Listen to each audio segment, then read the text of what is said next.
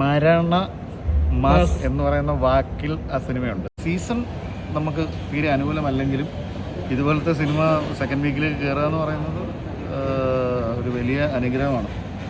ഇനി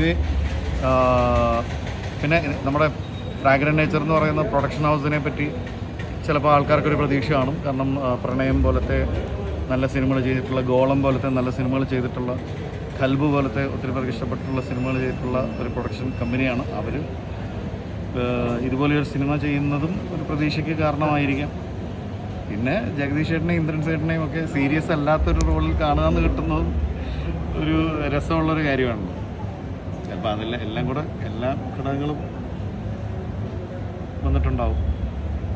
ചേട്ടൻ്റെ upcoming movies ഏതൊക്കെ വരുന്നത്? ഞാൻ മരണമാസിലൊരു വേഷം ചെയ്തിട്ടുണ്ട്.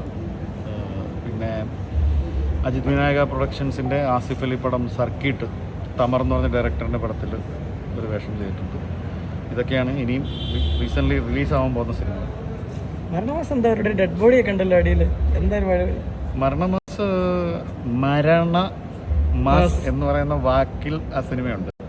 നമ്മൾ പറയുന്ന മരണമാസിൻ്റെ അർത്ഥമായിരിക്കില്ല മരണമാസിന്. ഇനി ഇപ്പം ടീസർ കണ്ടല്ലോ, സീരിയൽ കില്ലിങ് ഇങ്ങനെ ബേസ് ചെയ്തിട്ടുള്ള ഒരു ടീസർ ഇപ്പം ഒരു എന്താണ് സിവിക് സീൻ കണ്ടല്ലോ. അപ്പോൾ അത് കറക്റ്റ് മൂഡ് സെറ്റ് ചെയ്തിട്ടുണ്ട്.